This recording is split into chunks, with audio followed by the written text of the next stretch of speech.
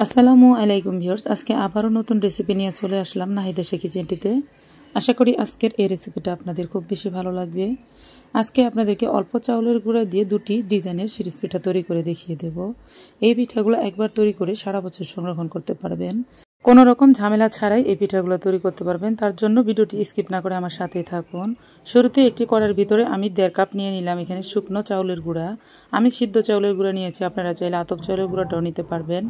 এখন আমি এখানে দিয়ে দিচ্ছি 1 চা চামচ পরিমাণ লবণ। আর এখন আমি কুসুমের থেকেও বেশি গরম পানি দিয়ে একটা ডো তৈরি করে নিচ্ছি।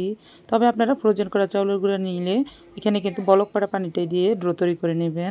অল্প করে গরম পানি মিশিয়ে সফট একটা ডো তৈরি করে নিতে হবে। অবশ্যই গরম থাকা অবস্থায় কিন্তু হাত দিয়ে খুব ভালো করে মথে নিতে হবে। এখন আমি গরম পানির উপরে অল্প একটু নর্মাল পানি দিয়ে দিচ্ছি, যাতে করে সিদ্ধ হয়ে না যায়। বেশি সিদ্ধ হয়ে গেলে আবার দলা চলে আসবে, তখন কিন্তু পিঠাটা তৈরি করা যাবে না, সিরিজ দিয়ে বের হতে যাবে না। আবার ঝামেলা করে কষ্ট করে চেলে নিতে হবে। তার জন্য আমি প্রথমে চামচ দিয়ে নাড়াচাড়া করে মিশিয়ে নিলাম। এখন হাত দিয়ে খুব ভালো করে সফট একটা ডো তৈরি করে নিচ্ছি। আমি যেভাবে তৈরি করে নিচ্ছি আপনারা দেখলেই বুঝতে পারবেন।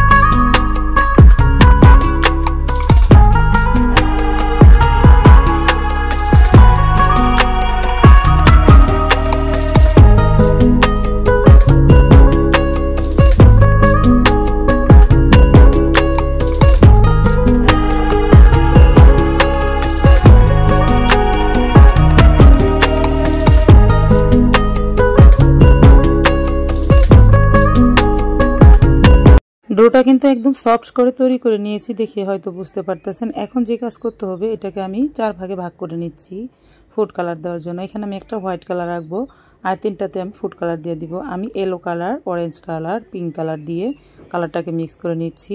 যদি আপনাদের কাছে ভালো লাগে তাহলে কালার দিবেন, আর যদি ভালো না লাগে তাহলে কিন্তু স্কিপ করতে পারেন, কোনো সমস্যা নেই, সাদাও তৈরি করা যাবে।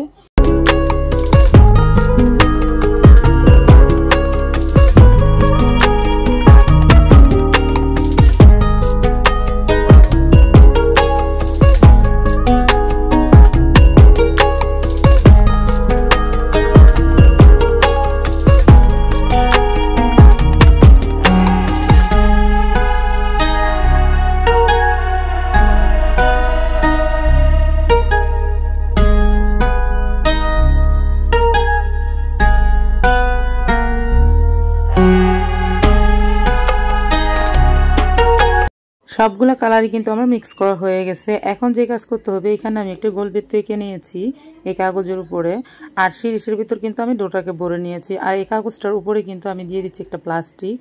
আর আমি প্লাস্টিকের উপর পিঠাগুলো তৈরি করব। আপনারা চাইলে কিন্তু কাঁঠাল পাতা, কলা পাতা অথবা পেপার কাগজেও পিঠাগুলো তৈরি করতে পারেন। এখন আমি শিরিষটা দিয়ে কিভাবে পিঠা তৈরি করে নিচ্ছি আপনারা দেখলেই বুঝতে পারবেন। আমি সাধারণত সবসময় গোল পিঠাগুলো তৈরি করে থাকি। এই ডিজাইনগুলো দেখতে ভালো লাগে, খেতেও খুব টেস্টি হয়, আর এগুলো কিন্তু ভেঙে যায় না। যেখানে খুশি সেখানেই কিন্তু আপনারা সংরক্ষণ করে রাখতে পারবেন। আর ডিজাইন পিঠাগুলো যেমন 4 কোণা চা, 3 কোণা চা এগুলোও তৈরি করতে পারেন, তবে সেগুলো যেমন তেমনভাবে রাখলে কিন্তু ভেঙে যাওয়ার সম্ভাবনা থাকে। তার জন্য আমি বেশিরভাগ গোল ডিজাইনটাই দিয়ে থাকি। তবে আজকে আপনাদেরকে 2টা ডিজাইনই তৈরি করে দেখিয়ে দেবো। প্রথমে আমি এই ডিজাইনটার কতগুলো পিঠা তৈরি করে নিচ্ছি আপনাদের সুবিধার্থে, যাতে দেখে আপনারা বুঝতে পারেন কত সহজে এইভাবে পিঠাগুলো তৈরি করা যায়। আর প্রিয় দর্শক, যারা শহর অঞ্চলে আছেন তারা কিন্তু এই পদ্ধতিতে পিঠাগুলো তৈরি করতে পারেন। যারা এখনও পিঠা তৈরি করেনি বা ট্রাই করেননি তারা কিন্তু অবশ্যই একবার ট্রাই করে দেখবেন। এভাবে এই পদ্ধতিতে পিঠাগুলো তৈরি করা কিন্তু খুবই সহজ, কারণ শহরে কিন্তু আমরা কোনো ধরনের পাতা বা কলা পাতা, কাঁঠাল পাতা এগুলো কিন্তু হাতের কাছে পাই না। তারা কিন্তু আপনারা এরকম প্লাস্টিকের উপরে এই পিঠাগুলো তৈরি করতে পারেন। আর ইচ্ছা থাকলেও কিন্তু উপায় হয় অবশ্যই, আর অনেক সময় ইচ্ছা থাকলেও কিন্তু তৈরি করার ইচ্ছে জাগে না। তো আপনাদের সুবিধার ক্ষেত্রে কিন্তু আমি এই পিঠার রেসিপিটা শেয়ার করে দিলাম। আর আমি 2টা ডিজাইন পিঠা আজকে শেয়ার করব, সেটা আপনারা দেখলেই বুঝতে পারবেন।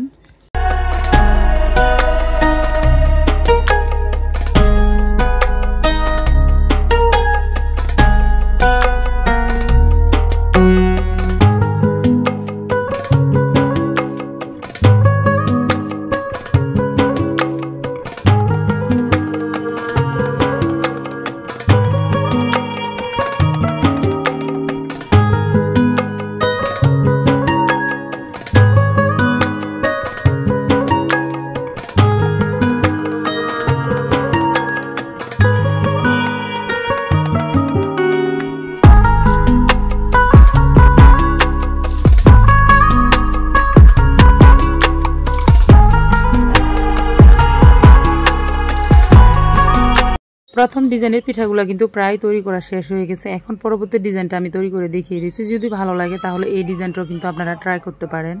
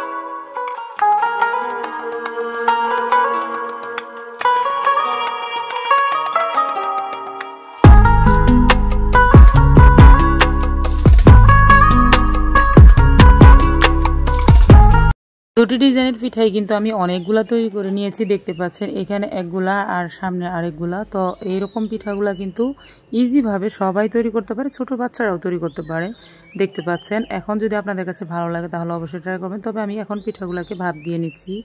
আমি সবসময় এইভাবে ভাপ দিয়ে থাকি, কারণ হাতের কাছে যা থাকবে তাই দিয়ে কিন্তু সহজভাবে পিঠাগুলো তৈরি করলে কিন্তু তেমন একটা ঝামেলা হয় না। দেখতেই পাচ্ছেন আমি একটা হাঁড়ির ভিতরে মশারি কাপড় বেঁধে এখানে পানি দিয়ে কিন্তু ভালো করে বলক তুলে নিয়েছি। এখন দুটি ডিজাইনের পিঠাগুলো দিব আর ভাপিয়ে নামিয়ে নেব। প্রায় 30 সেকেন্ডের মতন রাখলেই কিন্তু এই পিঠাগুলো খুব সহজে ভাপ দিয়ে নেওয়া হয়ে যাবে। 1 মিনিটেরও কোনো প্রয়োজন নেই। একে একে সবগুলো পিঠা আমি এভাবে ভাপ দিয়ে নিচ্ছি।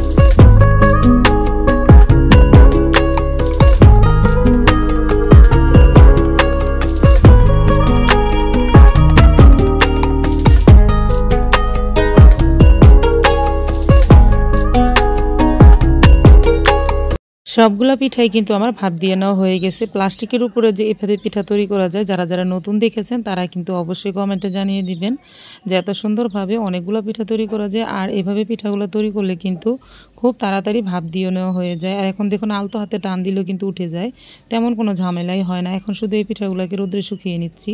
আর এর ভিতরে দেখুন পিঠাগুলো আমার রোদ্রে শুকিয়েও গেছে। 2 ধরনের পিঠাগুলোই কিন্তু আমি রোদ্রে শুকিয়ে নিয়েছি। আপনারা চাইলে কিন্তু এই পিঠাগুলোকে সারা বছরের জন্য সংরক্ষণ করতে পারবেন। তবে আমি আপনাদেরকে এখন ভেজে দেখিয়ে দিচ্ছি। পর্যাপ্ত পরিমাণ সয়াবিন তেল দিয়ে খুব ভালো করে ভেজে নিয়েছি। এগুলো কিন্তু দেওয়ার সাথে সাথেই ফুলকো ফুলকো হয়ে ফুলে উঠবে, আর সাথে সাথে উঠিয়ে নিতে হবে। বেশি দেরি করলে কিন্তু পুড়ে যাওয়ার সম্ভাবনা আছে।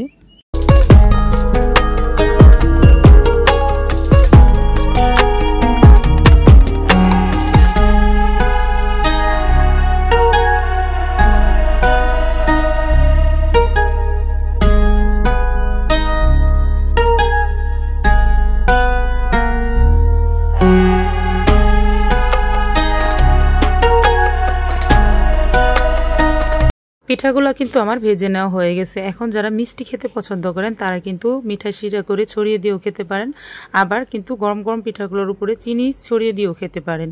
আর যদি ভালো না লাগে মিষ্টি তাহলে কিন্তু এভাবেও খেতে পারেন। আর এই পিঠাগুলো কিন্তু অনেক বেশি মুচমুচে হয়েছে, দেখতেই পাচ্ছেন। তো প্রিয় দর্শক, যদি আপনাদের কাছে আমার এই ভিডিওটি ভালো লাগে বা আপনার কোনো উপকার আসতে পারে বলে মনে হয় তাহলে কিন্তু ভিডিওটিতে একটি লাইক দিতে পারেন। আর যারা এখনও ট্রাই করেনি তারা কিন্তু অবশ্যই একবার হলো ট্রাই করবেন। আর আমি কিন্তু এভাবে নতুন নতুন পিঠার ভিডিওগুলো আপনাদের জন্য আপলোড করেই থাকবো। যারা এখন আমার চ্যানেলটিতে নতুন তারা চাইলে কিন্তু আমার চ্যানেলটিকে সাবস্ক্রাইব করে রাখতে পারেন। আর আমার নতুন নতুন ভিডিও পাওয়ার জন্য কিন্তু বেল বাটনটি অন করে দিতে পারেন। আর এভাবে চাইলে কিন্তু আপনারা এরকম শ্যামের নাস্তার সাথে কিন্তু পিঠাগুলো খেতে পারেন। তবে আজ এই পর্যন্তই। আরও একদিন চলে আসবো নতুন কোনো রেসিপি নিয়ে ইনশাল্লাহ। ততক্ষণ পর্যন্ত সকলে ভালো থাকবেন। সকলকে জানাই অসংখ্য ধন্যবাদ। আল্লাহ হাফেজ।